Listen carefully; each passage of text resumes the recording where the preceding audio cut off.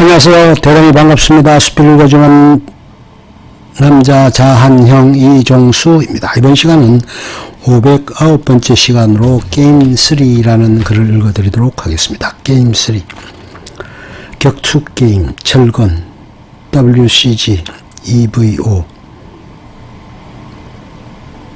데미지맨이 같은 세계대회에서 우승, 준우승을 싹쓸이 하는지라 국내 및 외국에서도 인정하는 명실상부한 세계 1위 미국 철건 챔피언이 한국에 왔는데 테켄 크래시 시즌 6 로얄 럼블 1회전에서 광속 탈락할 정도. 그나마 NYC 페브는 RIP나 아나킨과는 달리 다살기를 꺾고 8강에 오르긴 했으나 통발 러브에게 지고 말았다.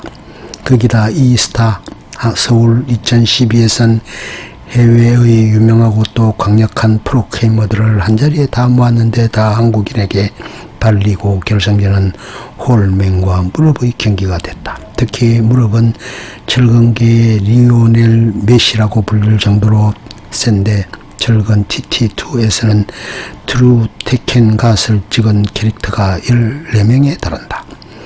그리고 철건 7에서는 결국 45명의 캐릭터 전원을 최고 계급인 테켄 갓 프라임으로 올려놓는데 성공했다. 최근에는 철건 내에서 대한민국의 위상이 많이 위축된 상황인지라 철건 세계 1위 타이틀은 과거의 영광이 되어가고 있다.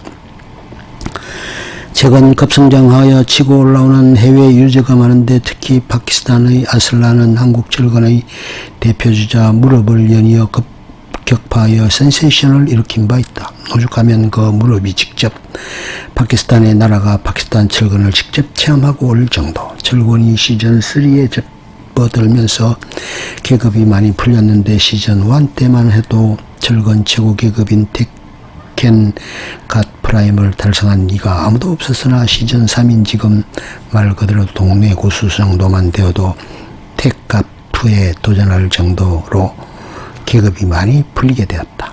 당연히 전상계 유저들도 이미 옛날 옛적에 최고 계급을 다들 찍어뒀기 때문에 계급을 올리기 위한 데스매치를 할 필요가 없어졌다.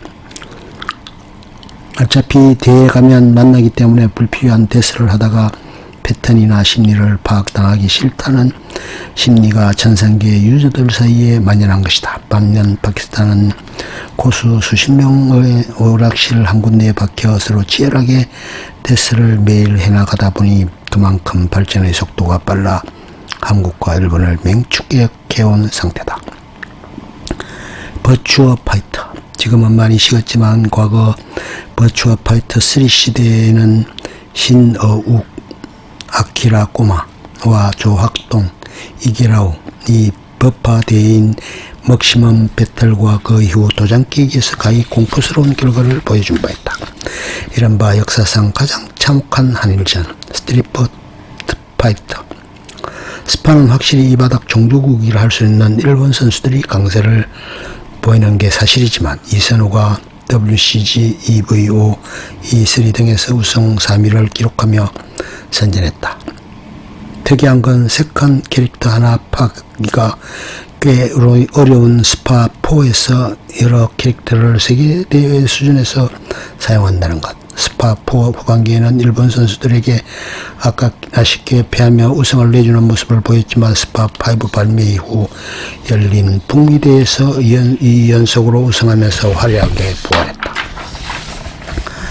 The Kings of Fighters, 킹 오파는 종주국인 일본보다는 중국 선수들이 압도적으로 실력을 보여주지만 정인신선, 김두수언, 중국 1성급의 소흑, 노흑, 샤오하이, 따꼬우 등과 대등한 실력을 가지고 있다. FPS의 경우 다른 장르보다는 부진한 편이었다. 카운터 스트라이커 1.6 시절 프로젝트 KR이 3번 우승 경력이 있으나 아쉽게 미끄러진 적이 더 많았고 2015년 카운터 스트라이커 글로벌 오펜시브 리그인 ESL1 콜로온 2015 출전한 한국팀이 동아시아 예선, 아시아 예선까지는 상승장구하다 본선 진출 마지막 관문에서 짐을 싸야 했다. 반대로 AVA 아시안컵 세계대회인 AWC에서는 한국팀이 연속 우승하는 모습을 보여주고 있다.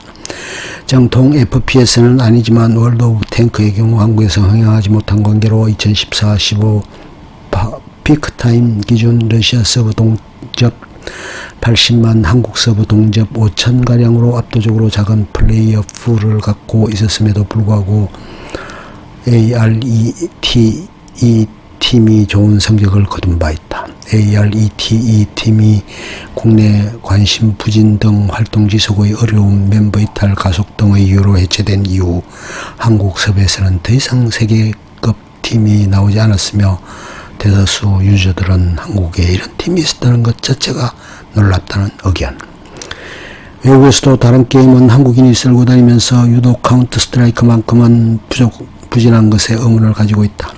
FPS의 경우 유독 유럽의 강세가 강한 것도 독특한 점이는 한국인들이 전 세계적으로 유행하는 FPS 게임들에 집중적으로 몰린 역사가 없는 것이 가장 큰 요인이다. 근 10년간 한국에서 대회가 열릴 정도로 유행한 FPS 게임은 서든어택, 스페셜 포스 2 정도인데 이들 게임은 사실상 한국에서만 인기를 얻은 게임들이다. 만약 세계적으로 플레이되는 게임에 한국의 재능 있는 게이머들이 유입된다면 북미 유럽 1세기인 현 FPS 씬 역시 한국인들이 점령할 것이라며 우려하는 사람도 있었다. 단 카운터 스트라이크 온라인의 좀비 모드 한정으로는 한국 수준이 압도적으로 높다. 국가 대항전을 보면 개인기, 팀워크 모드 한국이 압도적으로 잘했다. 플래닛 사이드 2 3개 진영의 수백 명이 장기말이 되어 동시에 전장에서 맞붙는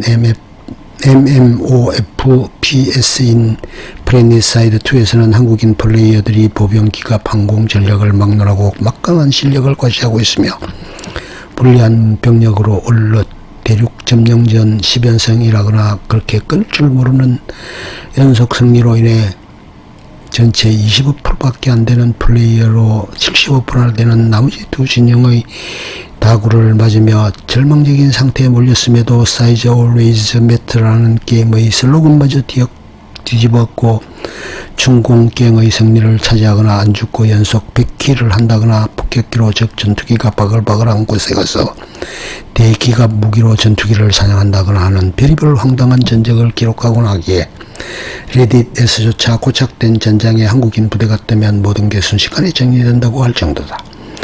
물론 불엄반 시샘반이라서 허구한 날 핵유지라고 긴 말이 도는 건 물론이고 적대 진영에 부캐를 만들어서 한국인 플레이어 팀킬을 하는 외국인 플레이어도 있다. 다만 일정수 이상의 숙련된 유지를 요구하는 국가대항전격인 이벤트에서 서버 메시에서는 단일 국가팀으로서는 한국 유저창 부족으로 인하여 약세인 편이다.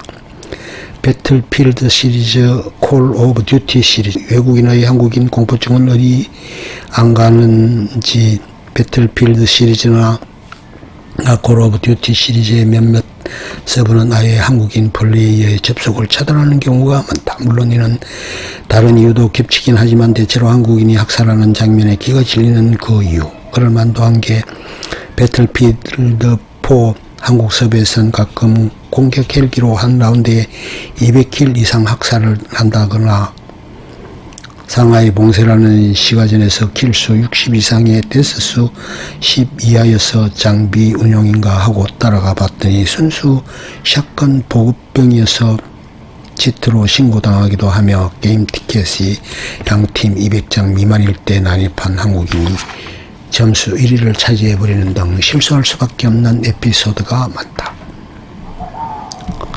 오버위치 끝. 좋으면 좋아요, 구독, 알림 설정 눌러주세요. 감사합니다.